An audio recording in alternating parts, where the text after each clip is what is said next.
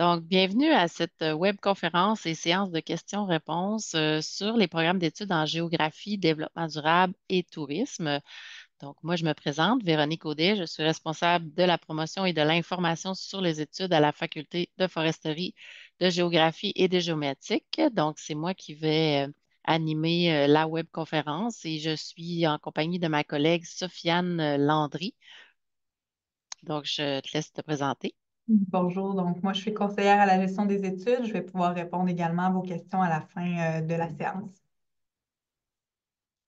Si vous avez des questions, vous pouvez aussi les poser dans le chat tout au long de la webconférence. Et puis pour les questions de vive voix, nous allons les prendre seulement à la fin.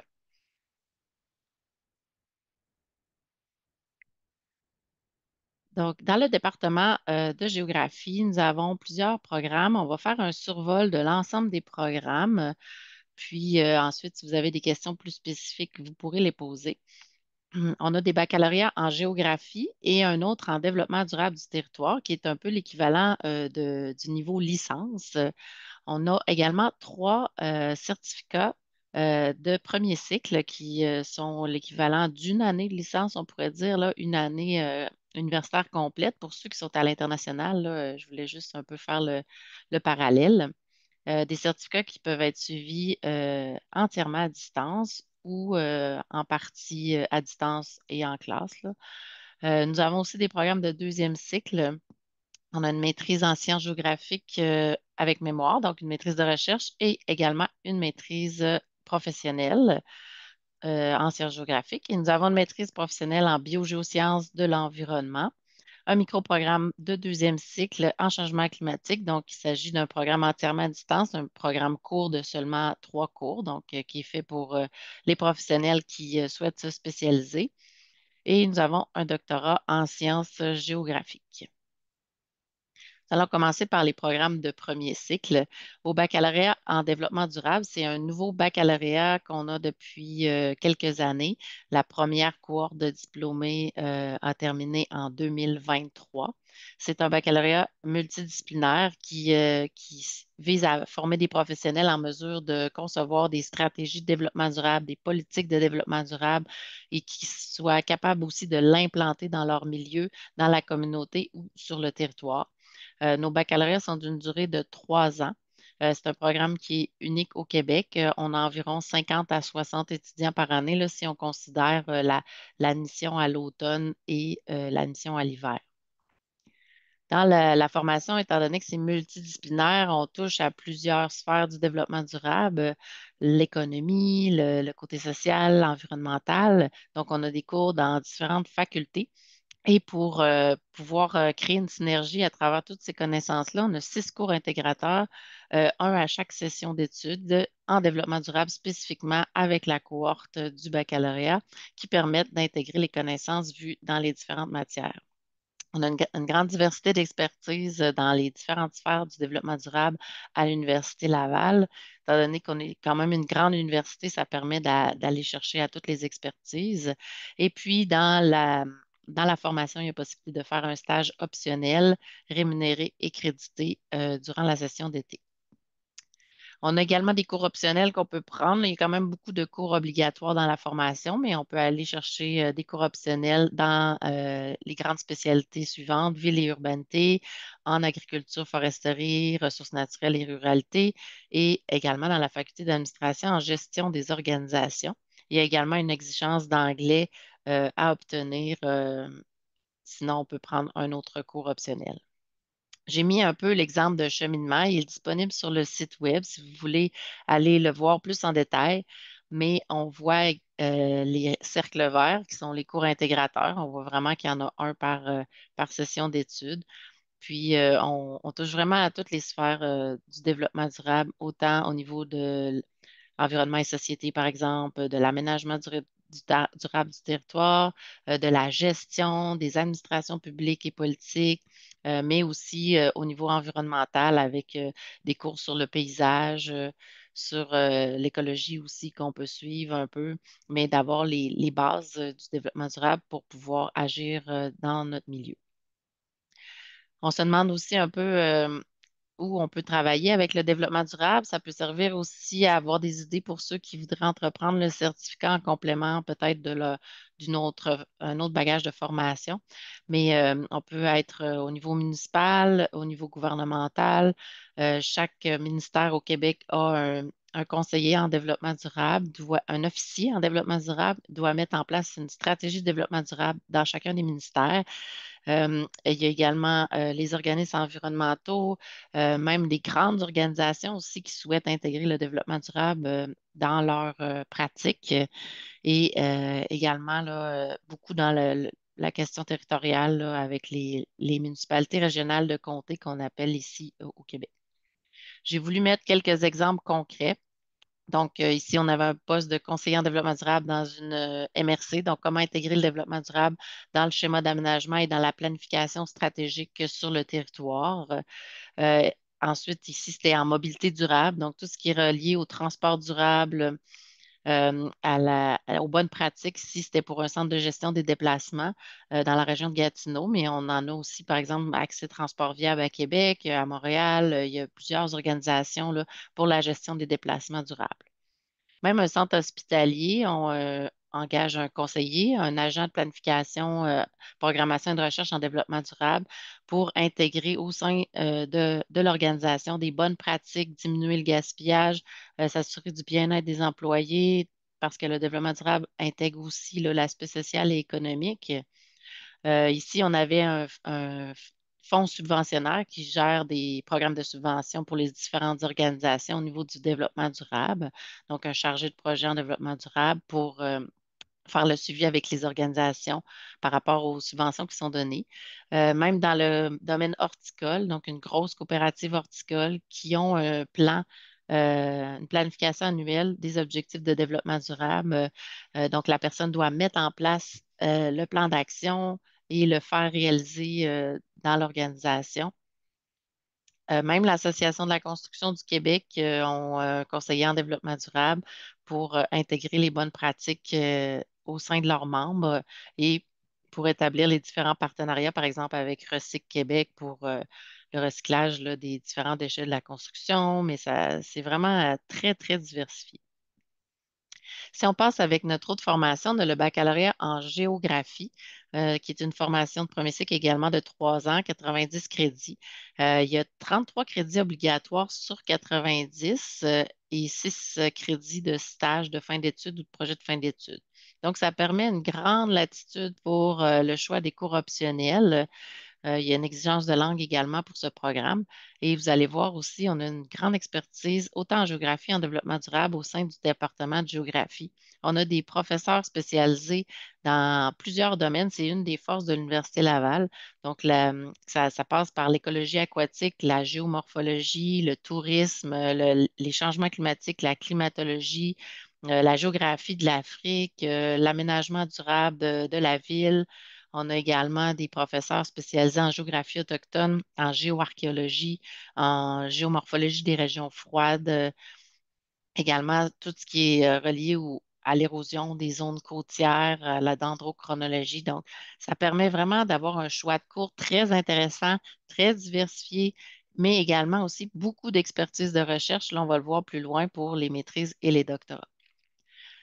Donc, étant donné qu'on a beaucoup de place pour les cours optionnels, il est possible de prendre une concentration dans le baccalauréat en géographie. Donc, vous pouvez vous donner une couleur à votre baccalauréat, c'est optionnel, ce n'est pas obligatoire.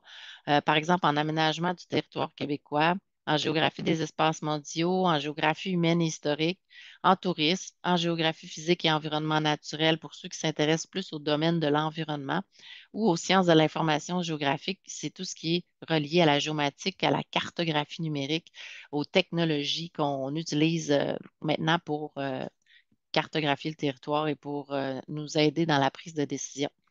Donc, sur le relevé de notes, vous allez avoir une mention de votre concentration si vous décidez de la faire. Puis même, c'est 18 crédits, là, la concentration, donc il y a encore de la place pour aller chercher des cours dans une deuxième concentration pour aller vraiment explorer un autre domaine aussi en complément. Dans la formation en géographie, ce qui est intéressant, puis que les gens ne savent pas nécessairement, il y a beaucoup de sorties sur le terrain, des laboratoires, possibilité de faire un voyage d'études en géographie. Et donc, les 2 premières années, il y a un cours obligatoire qui se déroule pendant une semaine complète sur le terrain. Une année dans la région de Portneuf, projet Québec, et dans la région de Charlevoix. Donc, ça permet d'aller vraiment voir tout ce qui est géophysique, le territoire, la géomorphologie, mais également tous les enjeux sociaux ou politiques du développement de ce territoire. C'est vraiment très concret, très appliqué. Puis ça permet de mettre en pratique les connaissances qui sont vues dans les autres cours. Il y a également le stage de fin d'études et le projet de fin d'études qui permet de faire du terrain. On a le choix entre un ou l'autre. Le stage nous permet d'avoir une première expérience de travail avec une organisation. Et puis, le projet de recherche permet de s'initier à la recherche. C'est vous qui décidez un peu le créneau ou le domaine que vous voulez aller explorer davantage. Au niveau des stages, il y a également possibilité de faire un autre stage optionnel de 3 crédits parmi les cours optionnels. Donc, c'est vraiment très intéressant, puis ça permet de mettre de l'expérience sur son CV et d'aller creuser un domaine qui nous intéresse davantage au niveau de la géographie. Encore une fois, j'ai mis un exemple de cheminement type pour ceux qui ont commencé à l'automne. On voit que la première année, c'est vraiment des cours déjà déterminés, donc c'est majoritairement des cours obligatoires. Puis, plus on avance dans la formation, ben, plus on voit qu'il y a beaucoup de place pour les cours optionnels. Pour les cours terrain, là, il y a initiation sciences géographiques à la première session, là, qui est le cours terrain, et à la deuxième année, c'est terrain et laboratoire en géographie. Au niveau du marché du travail, il y a plusieurs personnes qui se demandent qu'est-ce que ça fait un géographe. On voit là un peu tous les employeurs potentiels au niveau municipal, au niveau du développement régional, au niveau des associations touristiques, et des organismes environnementaux comme les conseils de bassin versant, les centres de recherche, les ministères, que ce soit le ministère de l'Immigration, des Affaires municipales, de l'Environnement, des Ressources naturelles. Le géographe a une force qui est la multidisciplinarité, capable de comprendre un peu les différents professionnels et de faire une synergie à travers tout ça. Donc, c'est vraiment intéressant. Puis les géographes, il y en a vraiment partout, plus qu'on pense dans les différentes organisations. Il y a quand même 40 à 50 des finissants qui vont aussi poursuivre au cycle supérieur à la maîtrise pour aller creuser un domaine plus en particulier. On a fait un document qui s'appelle Les 50 visages de la géographie. Je vous invite à aller le consulter sur le web. Ça permet de donner beaucoup d'exemples de où sont nos diplômés. C'est 50 témoignages de 50 diplômés en géographie de l'Université Laval. Puis ça montre vraiment la diversité de où peuvent travailler nos diplômés. J'ai mis quelques exemples. On a Victor Olivier ici qui est pour le comité ZIP Saguenay-Charlevoix, donc toute la gestion de l'eau le long des berges du fleuve Saint-Laurent. On a quelqu'un qui est responsable des enjeux nordiques et arctiques au ministère des Relations internationales et de la francophonie. On a une autre personne qui travaille à la Commission de toponymie du Québec. Donc, c'est tous les noms de lacs, de rues, d'endroits. Là, c'est vraiment géré par une commission au Québec. Il y a également quelqu'un qui est au ministère des Ressources naturelles, puis elle a passé aussi en ministère de l'Environnement, en gestion du territoire et des changements climatiques. Il y en a une autre qui travaille pour l'Autorité régionale de transport métropolitain. Tantôt, on parlait beaucoup du transport durable. Puis, il y a quelqu'un même chez Desjardins Assurance, toute la modélisation des risques de changement climatique, des risques d'inondation au niveau cartographique. Donc, lui, il aide les actuaires à modéliser ces risques-là. Maintenant, au premier cycle, là, je parlais qu'on avait aussi possibilité de faire un certificat. Donc, il y a un certificat en développement durable qui est offert entièrement à distance, qu'on peut suivre aussi. Il y a certains cours optionnels qui sont offerts en classe. Donc, il y a possibilité de marier les deux ou de le faire entièrement à distance en choisissant les cours optionnels qui sont à distance. Il y a encore dans les cours optionnels la possibilité de faire un stage en développement durable. Ça l'aide beaucoup à trouver une expérience concrète sur le marché du travail ou le projet d'intervention dirigé en développement durable avec un professeur. On a des cours, comme je disais tantôt, dans une dizaine de facultés. Vous avez des cours obligatoires à choisir, 4 cours obligatoires, 2 en gestion avec la faculté d'administration au niveau de la responsabilité sociale des entreprises et un en aménagement durable du territoire et un sur les fondements du développement durable. Puis ensuite, vous avez un cours optionnel à choisir dans chacune des grandes sphères, donc au niveau environnemental, sociétal et économique, puis les 2 derniers cours dans n'importe lequel des règles que vous voulez dans les cours optionnels. Nous avons également un certificat en géographie, une année universitaire. On peut le faire dans les 2 cas. Là, le certificat peut se faire euh, entièrement à distance, mais aussi à temps partiel avec seulement un cours par session. On peut faire on a 4 ans pour terminer un certificat d'une année selon le règlement de la gestion des études. Il y a 9 crédits obligatoires et 21 crédits optionnels. Puis, si les gens souhaitent poursuivre par la suite, dans le certificat en géographie, l'entièreté des cours peuvent être crédités dans le baccalauréat ou on peut le joindre aussi dans un baccalauréat multidisciplinaire qui est une formation qui relie 3 certificats ou 2 certificats à une formation complémentaire. Nous avons également un certificat en tourisme durable qui peut se faire à distance et ou en classe, avec possibilité encore une fois de faire un stage optionnel ou un projet d'intervention en tourisme durable. On va toucher à plusieurs sphères du tourisme, la gestion touristique, la géographie, le patrimoine, le développement durable, le marketing touristique, la mise en valeur des attraits touristiques, aussi le tourisme culturel. Ça permet d'aller voir les différentes sphères, puis avec les cours complémentaires, d'aller chercher des notions dans les différents territoires, dans les niveaux géographiques. Si vous voulez aller voir, on a plusieurs vidéos qui montrent nos différents professionnels dans tous les domaines. Sur le YouTube de la faculté de foresterie, là, vous allez avoir plusieurs vidéos intéressantes à découvrir. Maintenant, on va passer au niveau du 2e et du 3e cycle. Au niveau du micro-programme, je disais tantôt, c'est un programme court qui a seulement 3 cours qui peut être fait uniquement à temps partiel et entièrement à distance seulement. C'est vraiment fait pour les professionnels. Donc, il y a 2 des cours qui sont offerts à la session d'automne et un cours à l'hiver. Quelqu'un qui commence à l'automne peut faire un cours à l'automne, un cours à l'hiver et un cours à l'automne ou 2 cours. Ça dépend vraiment de votre charge de travail. Si on travaille en même temps, ben, un cours de 3 crédits, ça représente environ 9 heures d'investissement de temps par semaine. On a également une maîtrise en biogéosciences de l'environnement qui est fait en partenariat avec la Faculté des sciences et de génie, qui est un mélange de biologie, de géologie, de géographie et de géomatique appliquée au domaine de l'environnement. Donc, je ne rentrerai pas dans le détail car nous avons une webconférence qui va être consacrée uniquement à ce programme le 5 décembre prochain. Donc, si celle-ci vous intéresse, je vous invite à aller vous inscrire à la webconférence du 5 décembre. Au niveau de la géographie, on a une maîtrise de recherche et un doctorat de recherche et nous avons aussi une maîtrise professionnelle. Dans tous ces cas-là, il est obligatoire de trouver un directeur avant l'admission. Donc, c'est l'étape la plus importante. Même si vous déposez une demande d'admission, vous n'avez pas de directeur, ben, c'est certain que vous ne serez pas accepté. Donc, c'est la première étape de pouvoir faire ces recherches, trouver un directeur ou une directrice de recherche.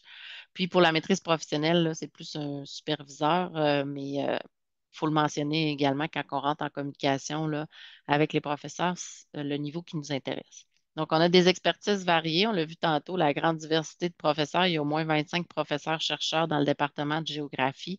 On touche à plusieurs sphères différentes de recherche. On a le Centre d'études nordiques. Là, il y a un gros bâtiment qui c'est l'Institut nordique qui est en train de se construire sur le campus aussi. On a beaucoup de projets sur la culture autochtone, sur les enjeux autochtones. On a également en migration internationale, sur les paysages, sur l'aménagement durable des villes, sur la gestion des espaces, des espèces envahissantes. On a une chaire de recherche sur les écosystèmes côtiers. Donc, ça permet de toucher à autant la géographie physique qu'à la géographie humaine. Ici, pour trouver votre directeur, c'est peut-être le défi. C'est ce qui est plus difficile là, quand on passe au cycle supérieur. Vous pouvez aller voir sur notre site web. On a des fois des projets qui sont affichés.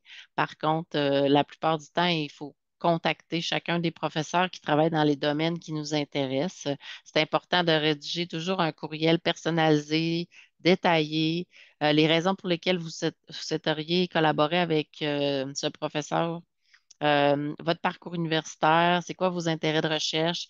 Moi, je dis même que ça peut être intéressant de lire certaines des publications des professeurs pour bien comprendre les recherches qui se font actuellement. Également, sur chacune des pages des professeurs, vous avez un lien qui va vers la fiche détaillée du professeur avec tous ses projets de recherche en cours, ses subventions en cours. Donc, ça permet de vraiment bien connaître le chercheur. Puis ça se reflète bien dans les communications. Puis, ça l'attire peut-être plus l'attention là, parce qu'ils reçoivent des dizaines et des dizaines de demandes d'encadrement. Vous pouvez joindre aussi votre curriculum vitae qui fait état de vos réalisations. Si vous avez eu des publications scientifiques, vous pouvez les mettre. Vos expériences de travail en lien avec le domaine. Vos motivations, ben, vous n'êtes pas obligé de joindre la lettre de motivation là, quand on approche le professeur, mais dans le courriel comme tel, là, d'inscrire vos motivations. Même chose pour les lettres de recommandation, c'est optionnel quand on fait une première approche avec un professeur, ça peut être intéressant. Mais quand on dépose officiellement notre demande d'admission, ben là, c'est pas des lettres de recommandation, c'est des rapports d'appréciation. C'est important de remplir le formulaire qui est fourni en PDF par l'Université Laval à votre répondant. Au niveau des bourses et de l'aide financière, on en a quelques-unes. On a des bourses citoyennes et citoyens du monde pour les candidats de l'international, qui est le volet excellence. Donc, on a une bourse là, au niveau des maîtrises professionnelles. Puis, le volet engagement, ben là, c'est si vous êtes très impliqué dans votre communauté au niveau environnemental, social, artistique, sportif. Il y a différentes catégories. Vous pouvez appliquer sur les bourses citoyennes et citoyens du monde de l'Université Laval. Pour le niveau doctorat, il y a une bourse d'exemption des droits de scolarité supplémentaires.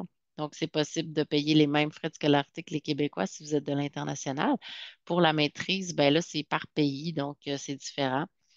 Puis pour les Québécois, il y a des bourses de leadership et d'engagement qui est un peu la même chose. Vous pouvez aller chercher jusqu'à 2 000 $ par année si vous êtes très impliqué au Cégep dans votre communauté à différents niveaux. Ben, je vous invite à appliquer sur ces bourses-là qui sont très intéressantes. Puis pour les cycles supérieurs, il y a également possibilité d'avoir des bourses de réussite quand on atteint certaines étapes de notre recherche dans les temps. Et il y a toujours possibilité d'étudier en même temps que que les études, comme auxiliaire d'enseignement et de recherche ou à temps partiel là, pour un emploi en parallèle à nos études. Puis, si vous voulez aller voir toutes les possibilités de financement, on a un bureau des bourses et de l'aide financière à l'Université Laval qui est bbaf.ulaval.ca. Pour ceux et celles qui sont de l'international, parfois, ben, ça se peut que les démarches d'immigration soient longues, les permis d'études. Donc, si jamais vous voyez que vous ne pourrez pas obtenir les documents légaux dans les temps, vous pouvez demander un seul report sans frais dans un seul programme. Il faut que vous ayez eu une offre d'admission dans le programme et le report peut se faire uniquement vers la session d'automne suivante. Donc, c'est à noter que ce n'est pas un report de l'offre d'admission, mais c'est un report de la demande d'admission. Donc, elle va être réanalysée. Donc, ça peut arriver parfois que les capacités d'accueil nous obligent à faire des refus, même si vous aviez été accepté la première fois, malheureusement. Puis, pour ceux qui ont un directeur ou une directrice de recherche qui ont accepté de les superviser, ben, il faut vraiment s'assurer qu'ils sont disponibles encore là, à la session où vous demandez le report. Il faut s'assurer aussi, là, si votre demande n'a pas été encore analysée, parfois c'est parce qu'il manque des documents. Il faut s'assurer d'avoir tous les documents nécessaires, les relevés de notes qui sont conformes, des rapports d'appréciation signés et non des lettres de recommandation. Des lettres de motivation aussi, je vous suggère de bien réviser vos lettres sans faute et non des lettres génériques pour chacun des programmes que vous appliquez. Puis, pour faire une demande de report, c'est important de mettre tous vos renseignements, les numéros d'identification, vos noms, vers quelle session vous voulez faire ben, c'est à quelle session vous aviez eu une offre et le programme visé pour le report. Et cette demande doit être faite au registraire directement au secteur 1. Vous avez l'adresse courriel là, qui est écrite à l'écran. C'est également indiqué sur le site de l'Université Laval là, si vous cherchez procédure pour le report. Ben, la vie étudiante, nous avons un super beau campus. Vous voyez une vue aérienne là, du campus de l'Université Laval. C'est vraiment comme un mini quartier dans la ville. On voit que c'est très boisé aussi, la ville de Québec. On voit beaucoup les arbres. Donc, vous avez des pavillons. Nous, on est vis-à-vis la petite flèche, là, le pavillon Abitibi-Price pour la géographie et le développement durable. On a aussi là, le stade de football. On a des grandes installations sportives pour ceux qui aiment pratiquer le sport, stade de soccer intérieur, le football américain, deux piscines olympiques, des terrains de basketball, plusieurs services aussi sur le campus. Nous avons trois résidences. Euh, trois ou quatre résidences, là. Mais il y en a une qui est, la plupart sont mixtes, puis il y en a une qui est seulement de filles. Puis à proximité, vous avez un centre commercial, donc tout peut se faire quand même à pied à proximité de l'Université Laval. Et il y a beaucoup de logements qui sont disponibles aussi autour du campus. On a trois cégeps, trois collèges, on pourrait dire, là, et l'Université Laval à proximité, donc ça fait quand même beaucoup de population étudiante. On a un très beau pavillon. On voit là, les grandes portes en chêne. C'est le plus vieux pavillon du campus, mais qui est très, très boisé, très beau. Et puis, on a un nouveau pavillon plus récent, le pavillon de Ginny Kruger, qui est construit tout en structure de bois du Québec. Donc, les gens apprécient beaucoup l'environnement d'études. On a même des étudiants de d'autres facultés qui viennent étudier dans dans nos pavillons parce que c'est très chaleureux. Je vous invite aussi à compléter là, votre recherche en allant voir notre site web ffgg.ulaval.ca. Dans les différentes pages de chacun des programmes, il y a beaucoup d'informations sur les formations pratiques, sur les carrières également, des témoignages d'étudiants. Fait que c'est bien d'aller explorer les différentes pages de nos programmes. Donc, on va passer maintenant à la séance de questions-réponses. Donc, Sofiane, est-ce que tu avais des questions non répondues dans Mhm. le chat? Deux questions dans le chat, puis c'est répondu. OK. Est-ce que on va, euh, on va vous permettre d'activer vos micros? Hmm. Voilà. Donc, est-ce qu'il y en a qui ont des questions plus spécifiques à leur domaine?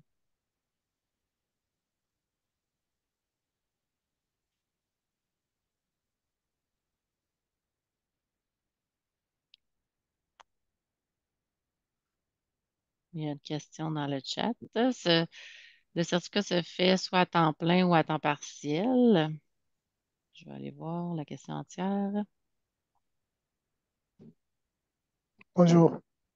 À condition de maximum d'un seul cours par session, est-ce qu'on peut prendre plus d'un cours par session? Oui, on peut y aller.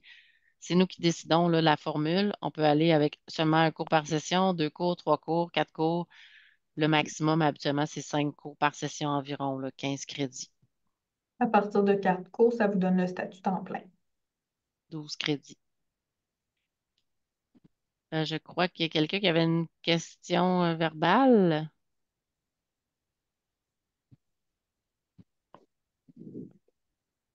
Babacar, c'est ça? Aviez-vous une question? Oui, bonjour. Oui, bonjour. Bonjour. Puis on vous écoute. Oui, d'abord, je salue votre initiative. Vraiment, c'est intéressant. Vous avez fait une conférence très intéressante pour nous. Très intéressante pour nous, autant pour moi. Merci. Mais je voulais juste savoir que, ça dit chez nous, nous parlons de l'année. Chez vous, vous parlez de session. En tant qu'étudiant étranger, et je demande, ça dit, si on parle de l'année, cela veut dire qu'après avoir terminé l'année, on passe en classe supérieure. Je demande chez vous, est-ce que après avoir terminé une session, on passe en classe supérieure ou on, je ne sais pas. C'est-à-dire, c'est là où je vois des éclaircissements par rapport à nous quand même, la différence. Oui. Donc, ça dépend de la Oui. formation, quel niveau de formation vous êtes, là. Mais par exemple, pour nous, un baccalauréat d'une durée de 3 ans, ben, une session, c'est la moitié d'une année universitaire. Donc, on a une session à l'automne qui commence en septembre et se termine en décembre. On a une session à l'hiver qui commence en janvier, se termine en avril. La session d'été est optionnelle. Certains vont prendre des cours à temps partiel, certains vont travailler pendant l'été. Donc, si on est accepté dans un baccalauréat de 3 ans, ben là, on fait 3 années complètes pour pouvoir diplômer du parcours. Donc, ce n'est pas à chaque année qu'on passe au niveau supérieur, là. Puis, il faut réussir l'entièreté des cours. Chaque cours, si on échoue un cours, il faut le reprendre à chaque fois, puis un maximum de fois là, où on peut reprendre le cours, là. Sofiane a peut-être plus de détails, puis une moyenne minimale à maintenir aussi tout au long de notre formation. Il y a des conditions de poursuite au programme, puis effectivement, là, on a un maximum là, de 3 reprises pour les cours obligatoires au programme. Il y a plusieurs questions dans le chat. Y a-t-il Oui. des comités dans lesquels on peut s'impliquer vie étudiante en développement durable? Oui, mais en fait, il y a une association étudiante, Géographie Développement durable, sont dans la même association étudiante. Il y a plusieurs projets qui sont organisés là, par l'association étudiante. En ce moment, c'est le sous-bois olympique où plusieurs équipes d'étudiants peuvent se jumeler, faire des minutes sportives, une petite compétition amicale entre les étudiants. On a un café étudiant aussi qui est 100% géré par nos étudiants de toutes les associations qui sont dans notre pavillon. En fait, là, on a une autre association en foresterie et environnement. Puis, on peut faire des plages de bénévolat. Puis, tous les profits reviennent aux étudiants pour leurs activités étudiantes. On a un frigo partage aussi qui est relié à Univers Laval. Donc, permet aussi de partager nos restants, si on peut dire, ou partager au suivant, là, si on a. Mais en tout cas, il y a plein d'initiatives intéressantes autant en géographie qu'en développement durable avec l'association étudiante. Une prochaine question. Bonsoir, je suis admis au programme de doctorat pour la session d'hiver 2025. Dans combien de temps la résidence de l'Université Laval peut délivrer le certificat d'hébergement? En fait, ça, c'est un service qui est indépendamment de nous, là. Il y a plusieurs services sur le campus sur lesquels nous, on n'a pas de contrôle, on ne connaît pas l'information. Je vous conseillerais de communiquer avec les responsables là, des résidences pour avoir votre réponse. Donc, ça, pour les résidences, il faut réserver vraiment à l'avance, là, et c'est toujours plein, les résidences.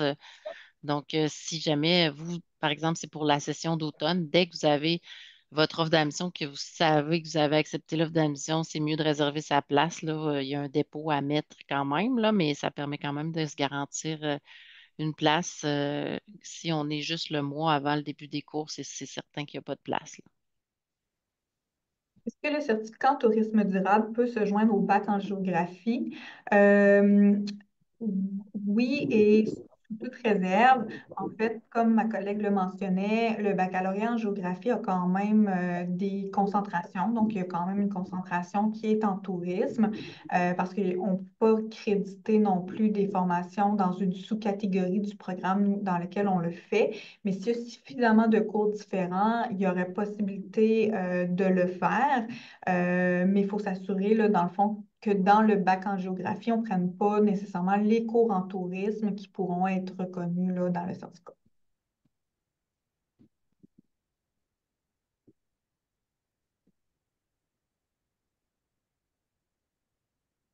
Je pense que dans ce cas-là, c'était de faire le certificat en tourisme durable puis ensuite d'intégrer le baccalauréat en géographie, là, peut-être, c'est ça? Ah, dans ce cas-ci, oui, absolument. L'inverse est plus facile.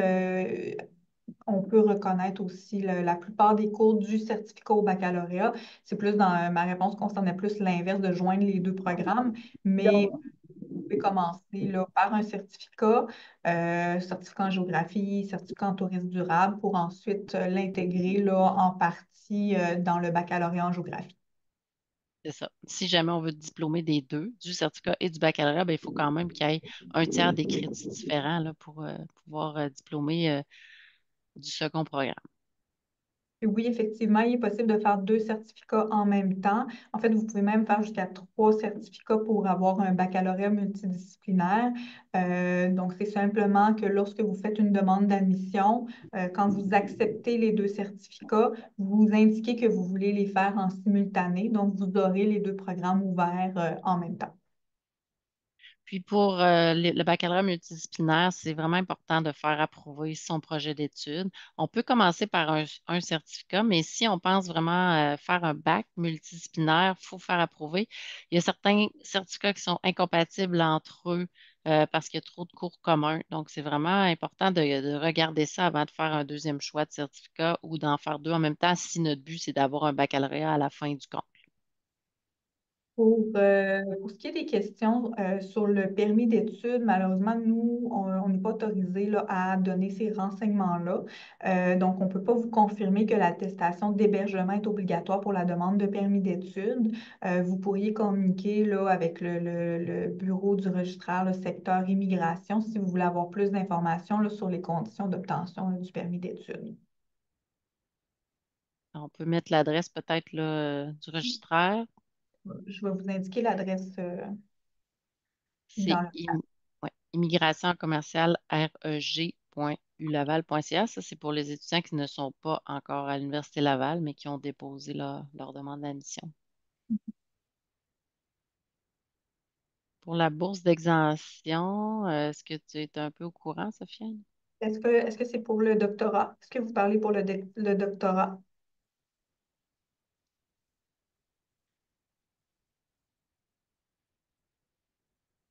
Ben, en général, là, les bourses d'exemption sont beaucoup pour le doctorat. Par contre, c'est sûr qu'il y en a à la pièce là, pour les maîtrises. Dans le cas du doctorat, est-ce que Dans, est-ce qu'ils doivent dans- payer les frais de scolarité avant ou non?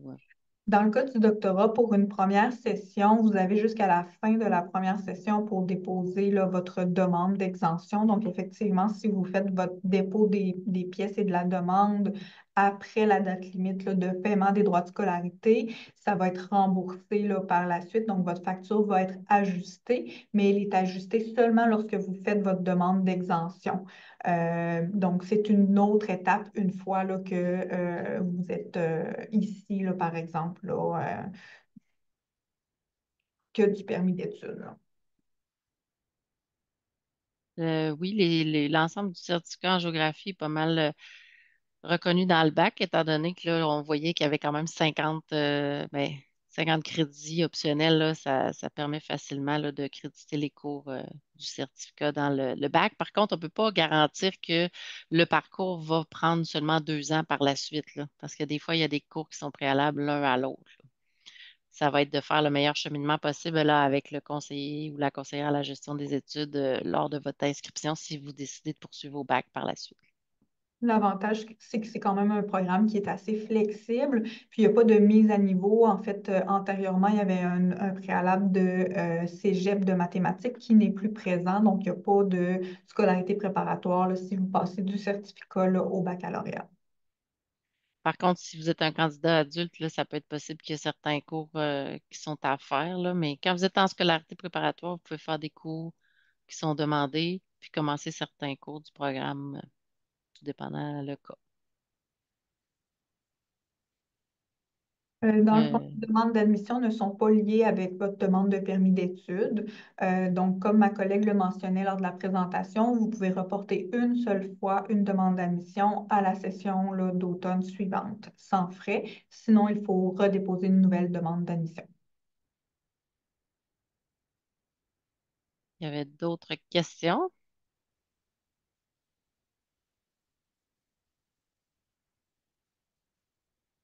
Je peux vous laisser également une adresse si jamais vous avez des questions par la suite. Là, vous pouvez nous écrire à info à commercial ffgg.ulaval.ca.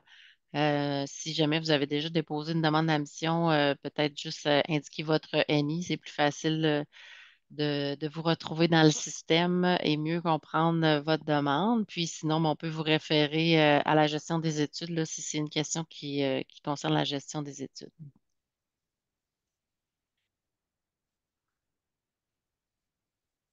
Il y avait une dernière question. Là. Reprenez pour moi la réponse à propos du report, s'il vous plaît. Donc, on dit tantôt, tu disais que le report se fait indépendamment de si on a fait une demande de permis d'études. Ça peut se faire seulement à la session d'automne suivante et il faut avoir eu une offre d'admission dans le programme pour pouvoir faire une demande de report. Vous avez le droit à une seule demande de report et ensuite, il faut refaire une demande d'admission. Puis c'est important de mentionner que c'est une demande, un report de la demande et non de l'offre. C'est une réanalyse qui est faite par la suite. Au bout de combien de temps le diplôme en développement est-il obtenu? Est-ce le baccalauréat en développement durable? Ça, c'est 3 ans. Et le certificat en développement durable, c'est 1 année. C'est sûr que ça varie en fonction de la réussite des cours. Tu sais, s'il y a des cours qui doivent être repris, ça peut être plus long. Donc, en fait, c'est une fois que vous avez complété et réussi là, tous les cours avec une moyenne là, de 2 sur 4,33 et plus. Donc, je crois qu'on a fait pas mal le tour des différentes questions. N'hésitez pas à nous réécrire si jamais là, vous avez des questions supplémentaires qui vous viennent à l'esprit. Donc, je vous remercie beaucoup d'avoir été là, puis n'hésitez pas à communiquer avec nous pour d'autres questions.